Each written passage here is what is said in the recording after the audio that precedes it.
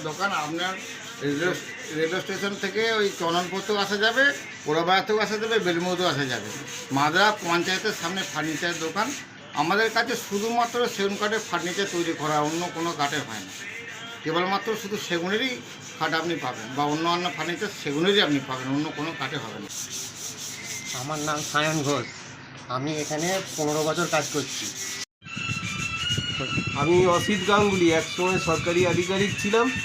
আত্মীয়তার সূত্রে আমি এই মাদ্রা পশ্চিমপাড়ায় আসি। এখানে এসে মাদ্রা পঞ্চায়েত অফিসের পাশে পাল ফার্নিচারে আসি, যার প্রোপাইটার সনাতন পাল। আমি দেখি যে এখানে সুন্দর সেগুন কাঠের বিভিন্ন ডিজাইনের খাট হচ্ছে। সেই সূত্র ধরে আমি খাট নিয়ে যাই। আজকে 25 বছর হয়ে গেল, খাটের তো কোনো কমপ্লেনই নেই।